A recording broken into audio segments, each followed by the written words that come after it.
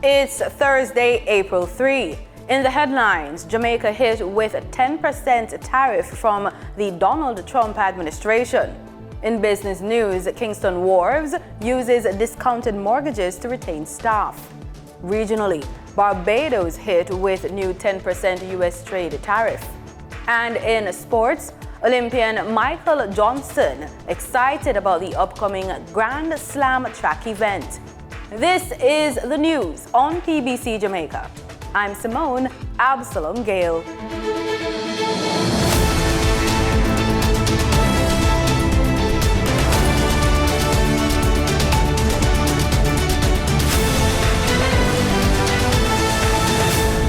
U.S. President Donald Trump has announced a new 10% universal tariff on all imports into the United States, which includes Jamaican exports.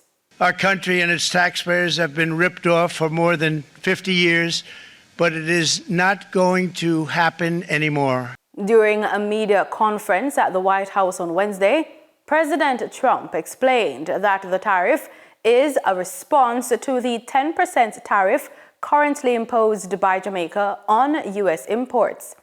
As a result, American consumers could soon face higher prices on Jamaican goods sold in the U.S. market.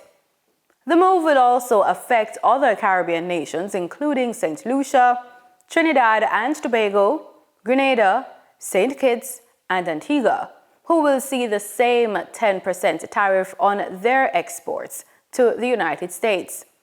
In total, nearly 60 countries are impacted by this measure, with tariffs ranging from 10 to 49%.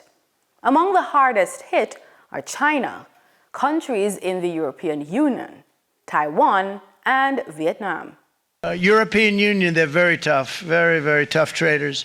You think of European Union, very friendly. They rip us off. It's so sad to see. It's so pathetic. 39%, we're going to charge them 20%, so we're charging them essentially half.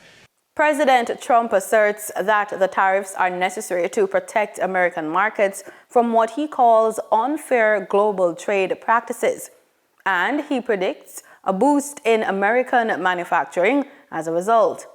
However, economists are raising concerns that these tariffs could trigger a global trade war and lead to significant inflation.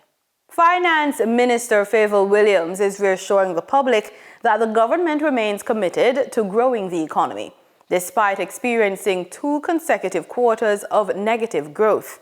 Speaking in the House of Representatives on Tuesday, Minister Williams highlighted that sectors such as wholesale, retail, and tourism have exceeded expectations, contributing positively to the economy.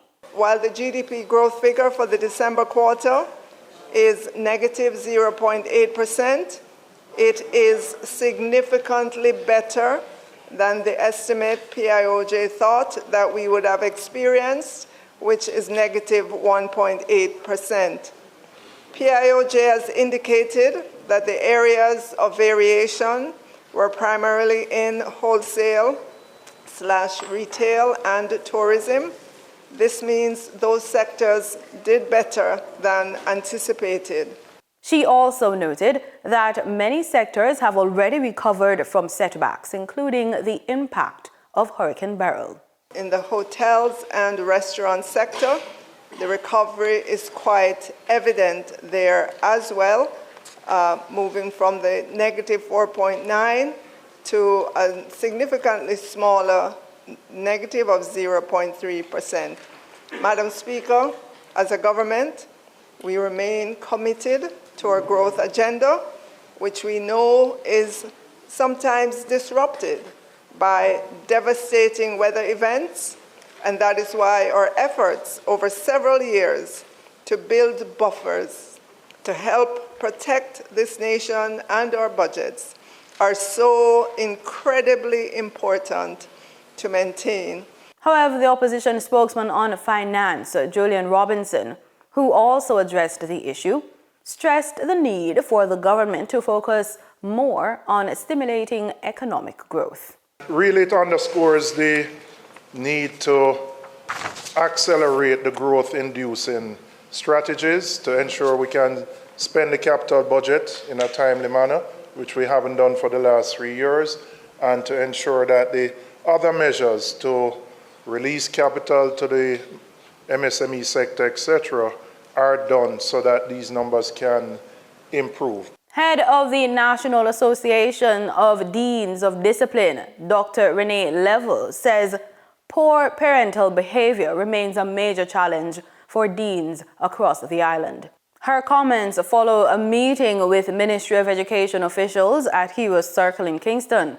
Dr. Level told Nationwide News that parenting workshops could help address the issue. The Ministry of Education need to do more parenting workshop, collaborate with the parents, and also the government need to let parents understand that they need to ensure that they reinforce the discipline within their child, and if their child comes on to say something to them, they go to the school and find out that matter. They can't go to the school and then want to attack a staff member, whether it's the dean of discipline or the principal or the teachers. And we have seen that happen in various schools. So I strongly believe that if the ministry called out to the parents, tell the parents that they need to show some respect to us in the school system, then I think that will help the system.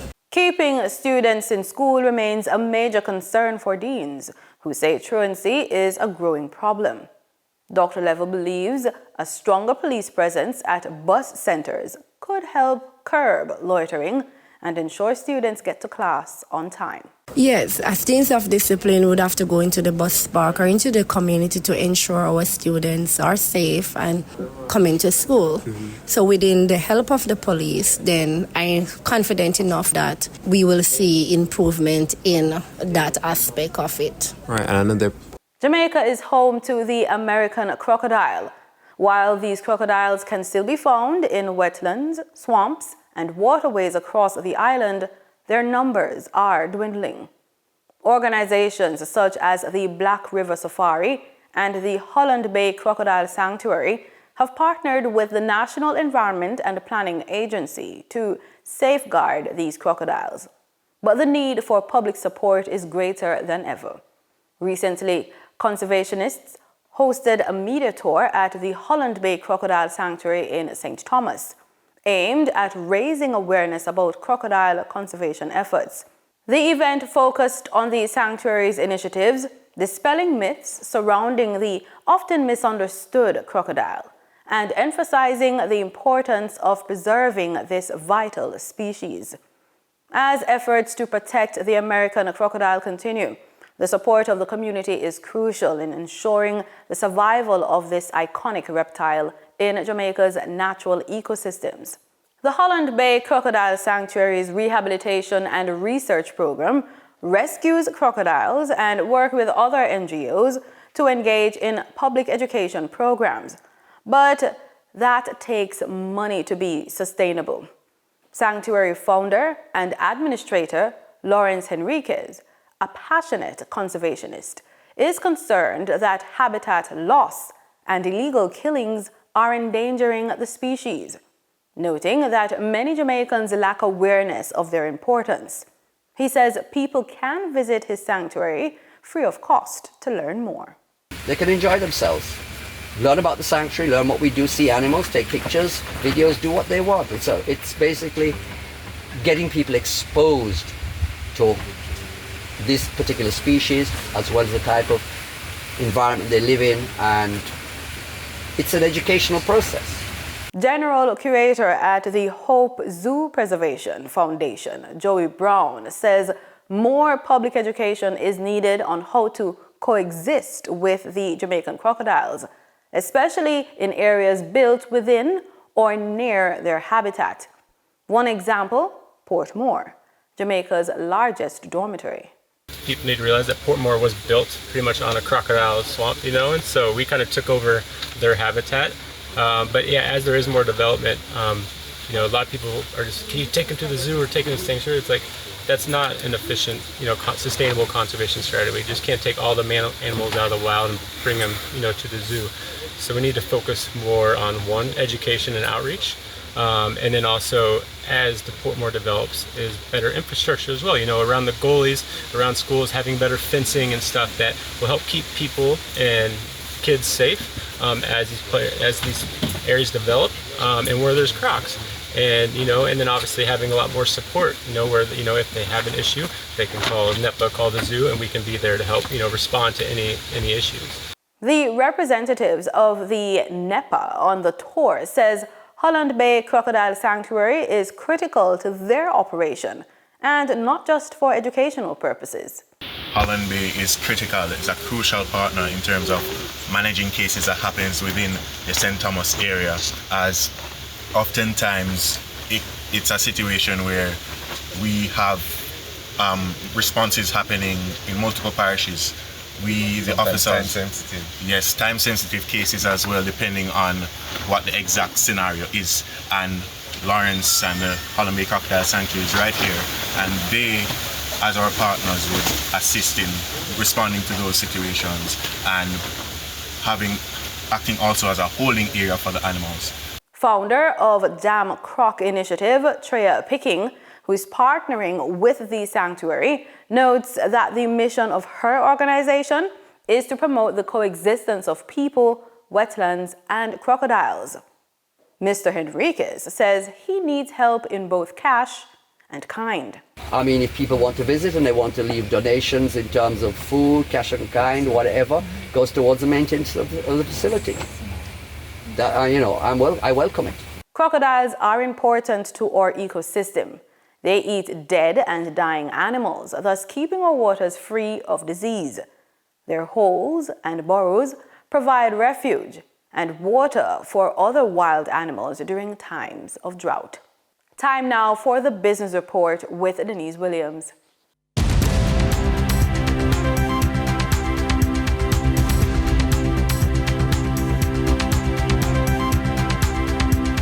Welcome to today's Business Report. I'm Denise Williams, here to bring you the stories shaping the financial world and guiding your journey to smarter business decisions. Let's dive into the top headlines. The public take-up of the government's 20% stake in Trans-Jamaican Highway Limited has resulted in more than 22,000 applications, raising over 12 billion Jamaican dollars, exceeding the initial estimate of 9 billion Jamaican dollars. Finance Minister Favour Williams said the public response shows an increased understanding of the value of such investments. She states, "I feel very good about the reception of Jamaicans to this. It's a great investment, something that they understand. They use the toll road every day going to and from work. They see the potential of it because we're always going to be needing bigger and better roads," she pointed out. Victoria Mutual Building Society and Kingston Wharves Limited have signed a partnership agreement for a discounted mortgage package as part of Kingston Wharves' employee retention strategy. Speaking at the signing, Kingston Wharves CEO Mark Williams explained, "We work in an industry that requires specialized technical skills that are in high demand. It is therefore important that we provide the necessary incentives that will ensure that our team members remain invested in the company and continue to deliver with excellence."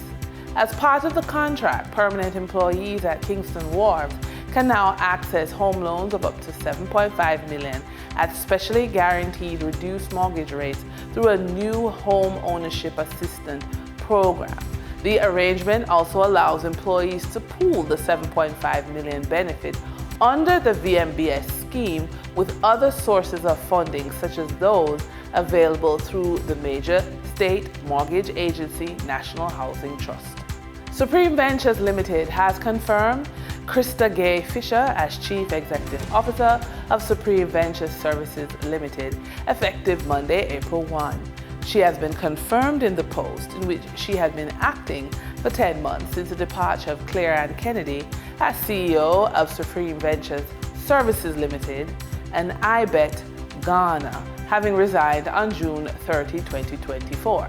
In another significant corporate move, JMMB Group is announcing the appointment of Christopher Walker, who takes the helm as Chief Executive Officer of JMMB Investments Limited, effective April 1. Walker was formerly CEO of JMMB Fund Managers Limited and Group Fund Operations Oversight Manager, according to the Regional Financial House. He will now oversee equities, fixed income, and fund management within the group. In the meantime, Keisha Forbes will continue as Chief Country Officer for Jamaica, while Keith Duncan remains JMMB Group CEO. For the trading period ending April 2, 2025, these were the most actively traded stocks. Gas station operator Regency Petroleum Company Limited with 17,015,135 units traded, representing 28.51% of market sales volume. Toll road operator Trans-Jamaican Highway Limited with 11,274,575 units traded, representing 18.89% of market sales volume. Caribbean Financial Conglomerate JMMB Group Limited 10% variable rate Jamaican dollar preference shares with 10,075,805 units traded, representing 16.88% of market sales volume. We now shift our focus to the Forex market rate set by the Bank of Jamaica. On April 2, 2025, the Bank of Jamaica reported US $58.49 million purchased and US $66.59 million sold by Forex traders. Forex traders earned $1.16 per dollar, selling the US at $157.98 and buying the US at $156.82. The Canadian dollar netted Forex traders $1.98 per transaction, with selling at $111.08 and buying at $109.10. The British pound yielded Forex traders $1.15 in profit, with selling at $205.14 and buying at $203.99. For our credit report tip of the day, the right financial team at your bank can make a significant difference in your journey to financial stability. Rebuilding your credit after a personal setback can feel like an uphill battle, but you don't have to do it alone. Your bank can be a valuable partner in your financial recovery if you know how to build the right relationships. For example, you can join credit counseling programs offered by the bank. Some banks offer free credit counseling to help customers develop a strategic credit repair plan. Also, inquire about special credit programs. Banks often have special lending programs for individuals who are rebuilding credit. So ask about alternative credit products. And that wraps up today's business report. I'm Denise Williams, reminding you that every financial decision is a step toward your future. Until next time, stay focused, stay informed, and keep striving for success. See you soon. In regional news, Barbados is among scores of nations on which the United States has imposed new trade tariffs. U.S. President Donald Trump on Wednesday followed through on his threat, revealing broad reciprocal duties on all U.S. trade partners. He announced that all foreign countries would face a baseline 10% tariff, which has been imposed on Barbados. However, several other nations have been hit with steeper tariffs on imports. Minister in the Ministry of Finance, Ryan Strawn, spoke live on CBC News on how the development will impact the Barbadian economy. Well, first of all, the United States government has followed through on its promise to introduce these tariffs globally, and to the extent that Barbados and Barbadian products that are exported into the United States will now face a 10% duty. And therefore that means that many Barbadians and those in the diaspora who consume ordinary products from Morby to Tiger Malts to pepper sauce, you name it, will now see at the border the application of a 10% increase. That would ordinarily mean that consumers in the United States, Bajan consumers and those in the diaspora, will be paying more for Barbadian products. And therefore, in addition to everything else that I see in the list here, it means that everybody in the United States will be paying more for every product that's imported into the United States. So I know you mentioned Mobi and some of the very popular Barbadian products, but can you anticipate what are some of these products specifically that will be impacted by this development, and even services? We know in the area of the arts, we have many artists who travel outside of Barbados. Well, to the extent that the quantum of those exports to the United States, and of course that varies depending on the season and all of that, the reality is that everything will be impacted in terms of goods associated with these with the tariff increase. Now, what that means for the producers is that on the one hand, you have a couple of options. You either find the most efficient way to produce your products to be able to contain your costs further, which could mitigate the increase in tariff, or you can take the bold steps and move as a cooperative to be able to invest directly into the United States to be able to get access to the market in order to avoid paying the tariff. And therefore, the options are available now, and I would suggest to persons that we have to utilize the full global supply chain in relation to responding to issues like this. But equally, we must ensure that we also look at other markets. Trinidad and Tobago's Prime Minister Stuart Young has underscored the importance of stability, financial prudence, and reputation in governance and business. Speaking at the Trinidad and Tobago Chamber of Industry and Commerce's annual business meeting 2025 on Wednesday, the Prime Minister outlined the government's approach to economic management and the role of the energy sector in driving foreign exchange earnings. The Trinidad and Tobago Chamber of Industry and Commerce held their annual business meeting 2025 at the Hyatt Regency. Prime Minister Stuart Young compared business and government, emphasizing the need for stability and responsible leadership. You know the formula for success in the business world. And to be quite frank, it shouldn't be that different to the success formula for a government. One of the main ingredients has to be that of stability, and another one is about responsibility. Prime Minister Young highlighted his recent meeting with the global energy giant Shell as an example of the government's ongoing efforts to maintain strong international business relationships. And you understand when you're operating at that level and at the level that you do, that your reputation is critical. The credibility you have is critical. And that is what we have done as a government in the last 10 years. He said the energy sector is a very critical part of the landscape of Trinidad and Tobago.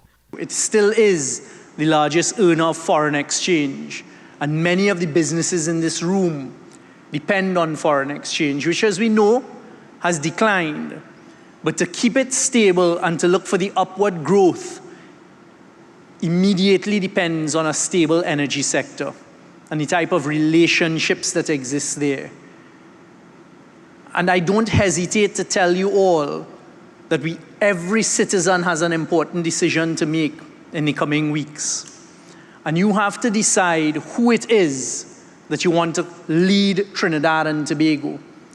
With the general election on April 28th, the Prime Minister urged the citizens to consider the credibility of leadership when making their decision at the polls.